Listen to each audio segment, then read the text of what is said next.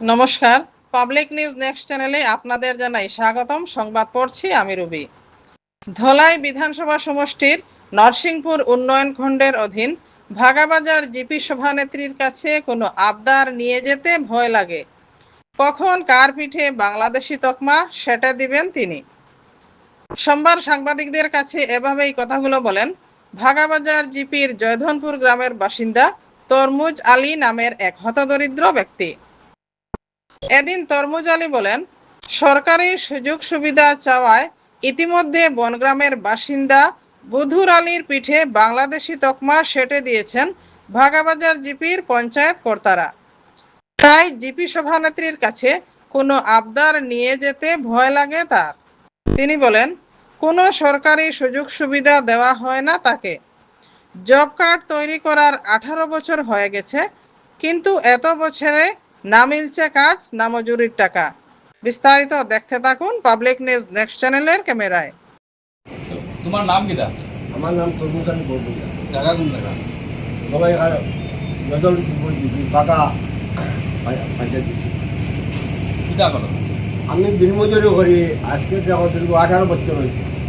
একটা job card করিয়া কোনো পঞ্চায়েত মেম্বারে সারা দেন না। আইলে তারা গেছে, তারা কইলে এখন কাম দেন না, সরকারে পয়সা দেন না, একটা বৃদ্ধ ভাতাও পাই না, একটা বিএল কার্ড রেশন কার্ডও পাই না, কোনো কিছু পাই না।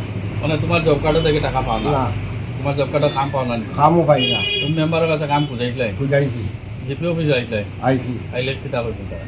না, এখন কাম দেন না, সরকার কোনো পয়সা দেন না। একবার কেবাসি লাগলো, কেবাসি বলতো পয়সা শিখাইছি। তোমার কোন মেম্বারের কাছে কইছিল যে আমার কোন মেম্বারের সময় শিখাইছিল যে আমার? মেম্বারের নামটা বলে গেছে। আগের মেম্বার আসলে আমরা আমার কাছেও আইসি বা আমরা পঞ্চায়েতের কাছেও আইসি। বর্তমানে যে পঞ্চায়েত যে দুর্নীতি দেখিয়া সঙ্গে যাওয়ায় আর না যাওয়ায় সমান হয়ে গেছে। একজন মানুষ হেলো গেল পঞ্চায়েতের কাছে দুঃখী হইয়া, আর পঞ্চায়েতে যদি হয় বাংলাদেশি হয়ে তহমত দিলাই, আমরা হইতা শুনিয়া ভিডিও দেখিয়া ডর লাগে যে কি অবস্থা পঞ্চায়েতের কাছে যাইতাম।